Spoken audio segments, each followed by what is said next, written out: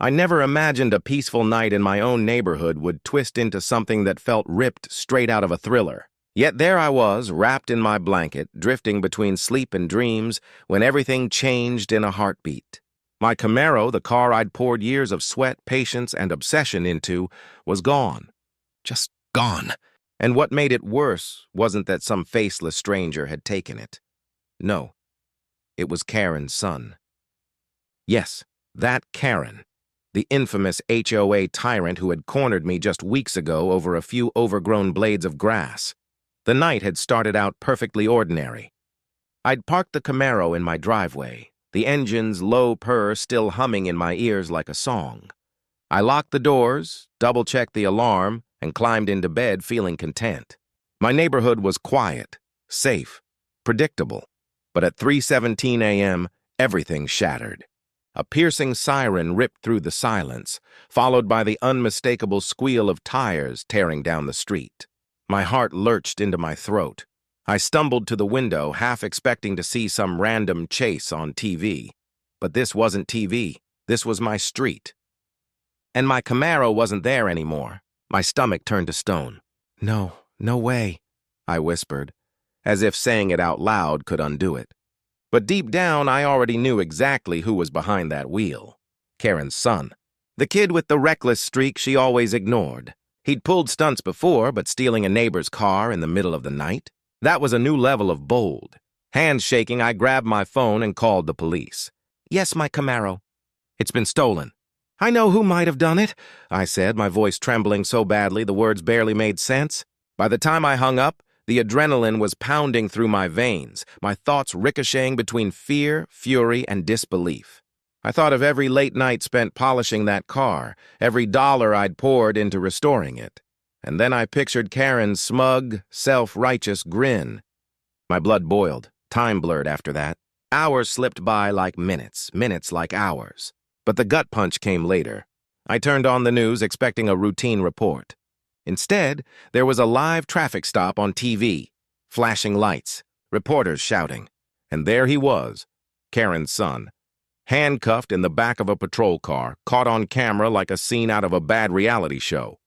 My Camaro sat right behind him, perfectly intact.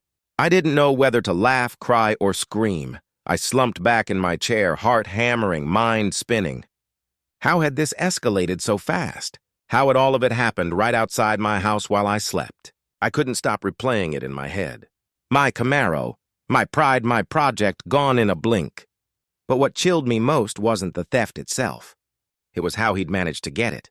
I had alarms, locks, and even a steering wheel club. And still, he'd slipped through every layer like it was nothing. This wasn't a random prank. This was deliberate. The next morning, I walked down the driveway half expecting chaos. Tire marks, broken locks, smashed glass. But everything looked disturbingly normal. Too normal. I circled the Camaro, my heart pounding. No damage, no scratches. Whoever did this hadn't just been reckless. They'd been frighteningly confident. A neighbor who'd caught the flashing lights on the news filled me in. He just drove off like it was his, they said. Like some wannabe stunt driver. Within minutes, cops had him boxed in at a busy intersection. Sirens, handcuffs, cameras flashing, all of it out in the open for the world to see. The audacity floored me. I'd followed every rule in this neighborhood, kept the peace, played along with Karen's endless HOA lectures. And still, her son thought he could take what was mine without facing a single consequence. Meanwhile, Karen herself was nowhere to be seen. Not a word, not a shred of accountability. Her kid acted like the rules were optional, a luxury for other people. And then the question started clawing at me. How had he done it? How long had he been planning this? I started knocking on doors, talking to neighbors, piecing together the timeline. Turned out he'd been watching my house for weeks, learning my routine, waiting for the perfect moment. Then, under the cover of darkness, he slipped in, hot-wired the car, and drove off like he owned the street. It wasn't a reckless impulse. It was calculated. And yet, for all his planning, he hadn't counted on one thing: the live news crew covering an unrelated traffic stop just down the main road. That's how I ended up seeing him on TV, handcuffed, as stunned by the flashing cameras as I had been by the empty driveway. My Camaro was safe, yes. But the humiliation, the shock, the seething anger, they lingered, raw and undeniable. Relief and disbelief tangled inside me, like the universe had staged a cruel joke just to teach me something I never asked to learn. This wasn't just about a car anymore. It was about boundaries, respect, and how some people, some families live like the rules don't apply to them. And in that moment, I started questioning everything I thought I knew about this quiet little neighborhood. By the time the news broadcast ended, my thoughts were spinning. The Camaro was back. Karen's son was in handcuffs. But the adrenaline that had jolted me awake still refused to fade. I knew I couldn't just sit inside and stew in silence. I had to confront her. HOA Karen, the woman who had spent months nitpicking my lawn and now stood at the center of the chaos her son had unleashed. I snatched my keys, stormed out the door, and ignored the curious looks from a few early risers peering through their windows. I found her pacing in front of her house, coffee mug in hand, wearing that same self-satisfied expression she always had, like she owned the street. It made my blood boil. "Karen," I said, my voice slicing through the morning air. "We need to talk, now!" She blinked, startled by how direct I was. "Is this about the Camaro?" she asked, feigning innocence like it was some minor misunderstanding. My jaw tightened. "Yes, it's about the Camaro. Your son stole it, and you're going to explain yourself." A faint smirk crept across her face. The same condescending one she'd flashed 100 times before during her petty HOA lectures. That was when everything clicked. Of course, her son thought he could get away with it. He'd been raised in a house where consequences didn't exist. Before she could spin some excuse, a small crowd began gathering. Neighbors peered out from doorways and driveways, phones in hand, whispers turning into low murmurs. This wasn't just a conversation anymore. It was a spectacle, and the entire neighborhood had front-row seats. Karen's cheeks flushed, a mix of embarrassment and rising defensiveness. "He didn't mean any harm," she stammered. But even she didn't sound convinced. I forced myself to breathe, to keep my voice steady. "No harm? He stole my car." What if something had happened to it? What if he'd been in an accident? "You can't just let your kid run wild like this." The crowd reacted instantly, soft nods, quiet murmurs of agreement. And then, unexpectedly, her son appeared. His face was still red from the very public arrest that had been blasted across live television. But this time, something in his expression was different. A flicker of guilt. I messed up," he mumbled, voice barely audible. It wasn't much, but it was real. And right then, I realized this wasn't just about my anger anymore. It was about accountability, his, hers, and the neighborhood's. He needed to face the weight of his actions, and Karen needed to see the damage her blind indulgence had created. By the end of that morning, the air on our street was still heavy with tension, but something had shifted. My Camaro was safe. The law had done its part, and the neighbors had witnessed a reckoning that would be talked about for months to come. But deep down, I knew this wasn't the end.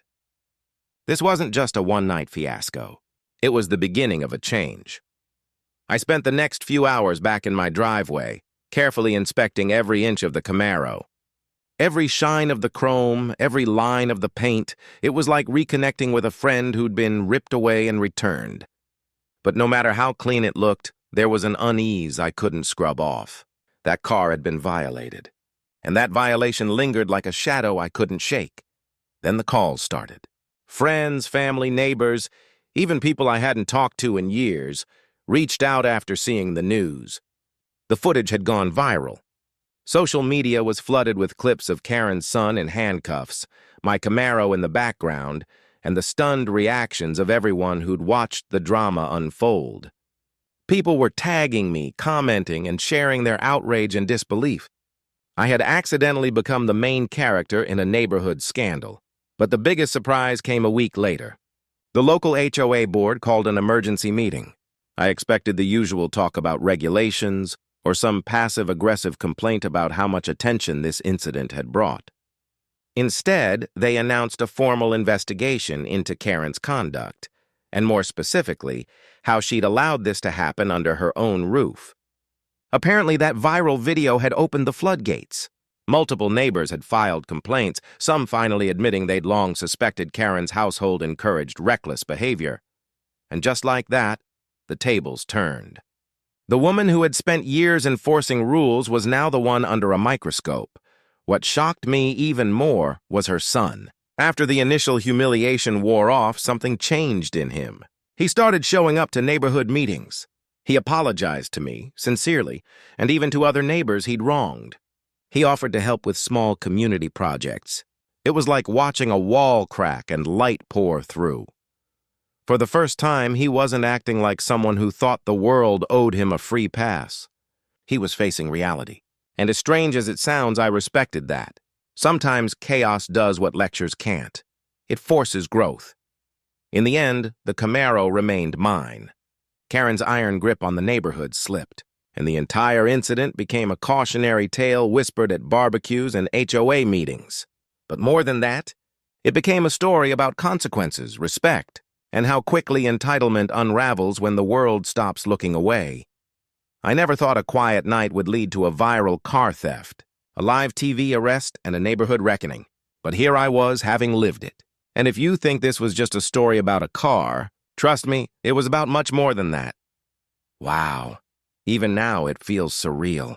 If you enjoyed this story, don't forget to hit that subscribe button so you never miss the next wild chapter. Drop a comment below. What would you have done in my shoes? And hey, give this video a like if you love crazy neighborhood stories, because something tells me there's more drama on the way.